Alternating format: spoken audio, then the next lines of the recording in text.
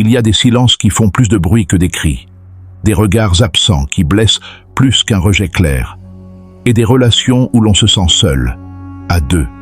Imagine un homme, intelligent, stable, ambitieux. Il ne court pas après les femmes, mais lorsqu'il aime, il aime profondément. Un jour, il rencontre une femme mystérieuse, distante, presque froide. Elle ne se confie pas, elle répond peu. Elle donne juste assez pour maintenir l'espoir, mais jamais assez pour rassurer. Au début, il se dit « elle est juste réservée ». Puis, elle a sûrement été blessée. Alors il donne plus, il explique mieux, il fait plus d'efforts. Mais plus il avance, plus elle se referme.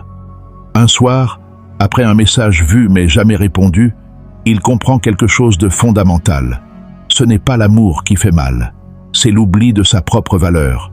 Cette vidéo n'est pas contre les femmes. Elle n'est pas pour manipuler, dominer ou contrôler. Elle est pour les hommes qui veulent se respecter, se choisir et ne plus mendier l'attention. Dis-moi en commentaire, as-tu déjà aimé quelqu'un qui te faisait te sentir invisible? Es-tu resté par espoir, par peur ou par attachement? Maintenant, entrons dans le cœur du sujet. Elle se referme davantage, parfois sans même s'en rendre compte. Elle ressent une pression invisible, une attente, un poids émotionnel. Et instinctivement, elle se protège en prenant de la distance. L'erreur fatale est donc celle-ci. Confondre amour et effort excessif. Croire que l'intensité masculine peut compenser l'absence de réciprocité. Croire que la patience doit être infinie. Croire que se sacrifier est une preuve de valeur. En réalité, un homme qui se respecte ne cherche pas à convaincre. Il ne lutte pas contre la froideur. Il l'observe comme une information. Car la froideur n'est pas un problème à résoudre. C'est un signal. Et ignorer ce signal, c'est entrer dans une relation où l'on donne toujours plus, tout en recevant toujours moins. 1. L'erreur fatale face à une femme froide. La première erreur que commet un homme face à une femme froide est de croire que plus il donne, plus elle s'ouvrira. C'est une réaction presque automatique chez l'homme investi émotionnellement. Il pense que la patience, l'explication, la compréhension et l'effort finiront par faire fondre la distance. Mais cette logique est fausse, et surtout, elle est dangereuse. Quand une femme est froide, distante, peu expressive, elle ne demande pas plus d'énergie masculine. Elle observe, elle ressent, elle teste inconsciemment la solidité intérieure de l'homme en face d'elle. Et plus cet homme s'agite, plus il prouve qu'il n'est pas centré, qu'il dépend de la réaction de l'autre pour se sentir en sécurité. L'homme commence alors à surinvestir. Il envoie plus de messages. Il relance les conversations. Il cherche les bons mots. Il analyse chaque réponse, chaque silence. Il excuse son absence. Elle est occupée. Elle traverse quelque chose. Elle n'est pas comme les autres. À ce moment précis, il ne se rend pas compte qu'il est en train de perdre son cadre. La froideur devient alors une position de pouvoir. Non pas parce que la femme est manipulatrice, mais parce que l'homme abdique sa propre valeur. Il se place dans une dynamique où il donne sans retour, où il espère sans réciprocité, où il attend sans poser de limites. Et plus il agit ainsi, plus la femme se referme. Pourquoi? Parce que l'énergie masculine qui rassure une femme n'est pas l'insistance. C'est la stabilité, la constance, le calme. Un homme qui se précipite, qui explique trop, qui justifie ses intentions, qui cherche à être compris à tout prix, envoie un message clair. J'ai besoin que tu me valides. Et ce besoin est profondément répulsif. Une femme froide ne se réchauffe pas face à un homme qui court après elle. Elle se referme davantage, parfois sans même s'en rendre compte. Elle ressent une pression invisible, une attente, un poids émotionnel. Et instinctivement, elle se protège, en prenant de la distance. L'erreur fatale est donc celle-ci. Confondre amour et effort excessif. Croire que l'intensité masculine peut compenser l'absence de réciprocité. Croire que la patience doit être infinie. Croire que se sacrifier est une preuve de valeur. En réalité, un homme qui se respecte ne cherche pas à convaincre. Il ne lutte pas contre la froideur. Il l'observe comme une information. Car la froideur n'est pas un problème à résoudre. c'est un signal. Et ignorer ce signal, c'est entrer dans une relation où l'on donne toujours plus, tout en recevant toujours moins. 2. Ce que la froideur teste vraiment. La froideur n'est pas toujours consciente. Dans la majorité des cas, elle n'est pas calculée. Elle est un mécanisme de protection, mais aussi un test naturel de cohérence masculine. Une femme froide teste rarement avec des mots. Elle teste avec son énergie, son silence, sa distance. Ce qu'elle observe, ce n'est pas ce que l'homme dit, c'est ce qu'il devient face à l'absence de chaleur. Est-ce qu'il reste stable? Ou est-ce qu'il change de comportement? Est-ce qu'il garde son calme? Ou est-ce qu'il devient anxieux, insistant, dépendant? Une femme peut sentir parfois en quelques jours si un homme est solide intérieurement ou s'il s'effondre dès que la connexion n'est pas fluide. Et cette réaction masculine détermine tout. La froideur teste la capacité d'un homme à rester centré sur lui-même, à ne pas perdre son axe, à ne pas faire de l'autre le centre de son monde. Un homme qui continue à vivre pleinement, à poursuivre ses objectifs, à respecter son rythme, envoie un message puissant sans prononcer un seul mot. Je suis bien avec ou sans toi. À l'inverse, un homme qui s'adapte excessivement, qui attend constamment, qui suspend sa vie émotionnelle à une réponse, montre qu'il n'a pas de fondation solide. Et aucune femme ne peut se sentir en sécurité émotionnelle avec un homme qui n'est pas en sécurité avec lui-même. La froideur teste aussi la maturité émotionnelle. Un homme mature ne prend pas la distance comme une attaque personnelle. Il ne dramatise pas. Il ne cherche pas à contrôler. Il ne se venge pas non plus. Il observe, il ajuste et il décide. Enfin, la froideur teste le respect de soi. Est-ce que l'homme est prêt à rester dans une dynamique déséquilibrée par peur de perdre? Ou est-ce qu'il est capable de se retirer calmement si ses besoins ne sont pas respectés? C'est ici que beaucoup échouent. Ils restent trop longtemps. Ils espèrent trop. Ils tolèrent trop. Et à force de tolérer, ils normalisent le manque. Une femme froide ne s'ouvre jamais à un homme qui accepte tout. Elle s'ouvre à celui qui sait dire non, même en silence. 3. Le comportement d'un homme de grande valeur. Un homme de grande valeur ne combat pas la froideur. Il ne la dramatise pas.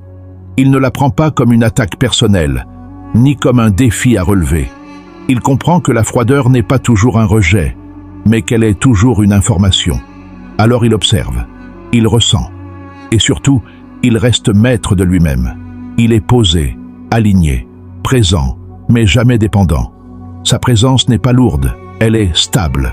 Son énergie n'est pas envahissante, elle est calme. Sa première force est le calme émotionnel. Là où beaucoup d'hommes paniquent, s'agitent, expliquent trop ou cherchent à rassurer à tout prix, lui ralentit.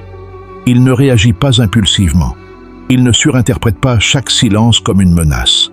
Il ne transforme pas l'absence de message en scénario catastrophique. Il comprend une vérité essentielle.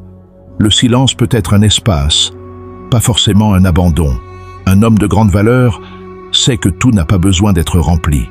Tout n'a pas besoin d'être expliqué. Tout n'a pas besoin d'être sécurisé par des mots.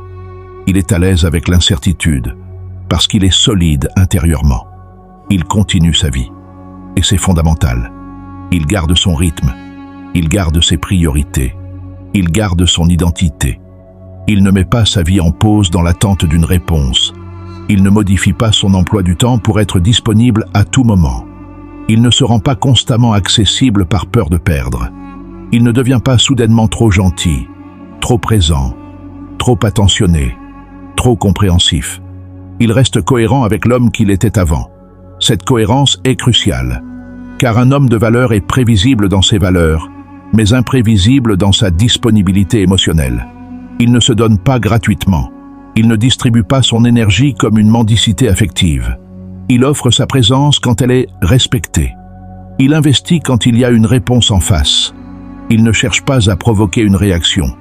Il ne joue pas à ignorer pour manipuler. Il ne disparaît pas par ego blessé. Il agit par respect de lui-même, pas par stratégie. Et cette nuance change tout. Quand il parle, ses mots sont simples, clairs, directs, sans justification excessive, sans longues explications émotionnelles. Il n'essaie pas de convaincre une femme de rester. Il n'argumente pas sa valeur. Il n'explique pas pourquoi il mérite de l'attention. Il laisse à la femme la liberté de choisir. Et c'est précisément cette liberté qui crée soit l'attirance, soit la séparation. Un homme de grande valeur comprend que forcer une connexion détruit toute polarité, que l'insistance tue le désir, que la pression étouffe l'intérêt. Alors, il préfère perdre une relation que se perdre lui-même. Et cette posture, silencieuse mais ferme, change radicalement la dynamique. 4. Pourquoi le détachement change tout? Le détachement est souvent mal compris. Beaucoup pensent qu'il s'agit de devenir froid, distant, indifférent. Mais le détachement n'est pas de la froideur. Ce n'est pas du désintérêt. Ce n'est pas une carapace émotionnelle. Le détachement est une souveraineté intérieure.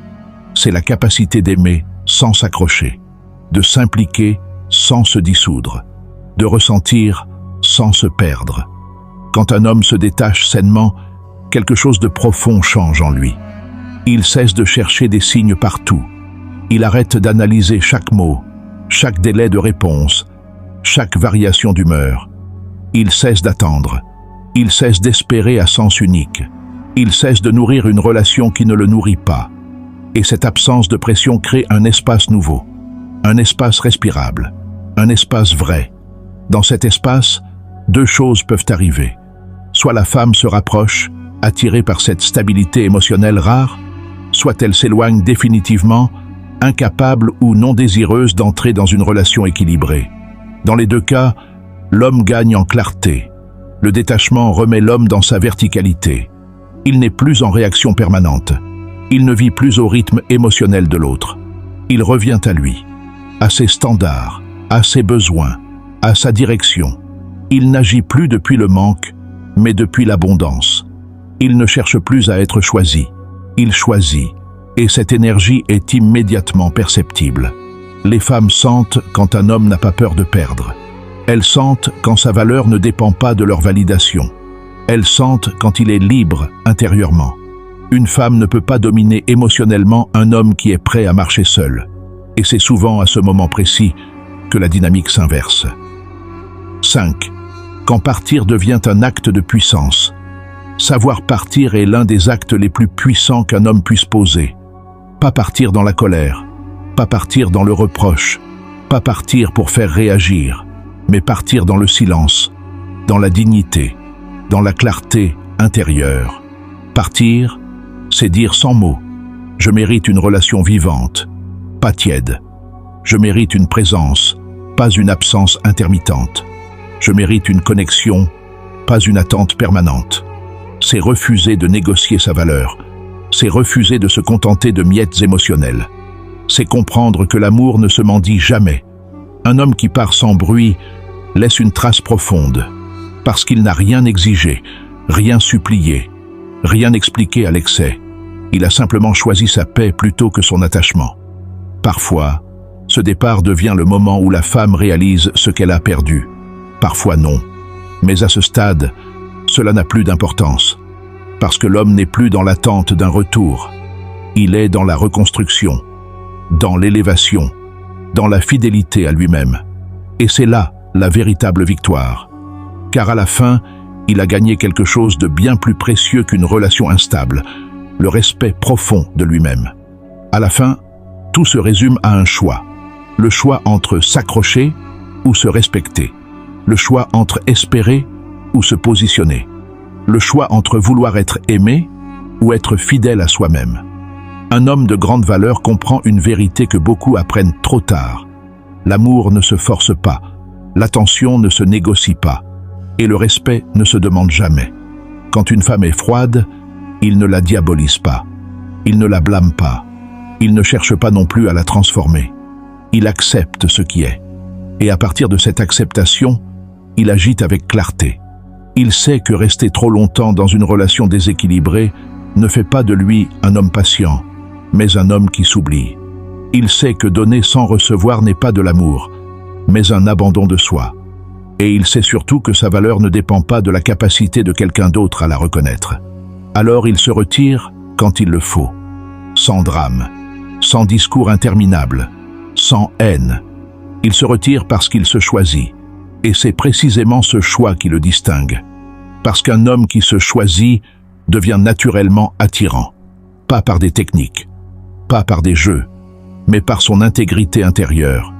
Si cette vidéo t'a parlé, ce n'est pas un hasard.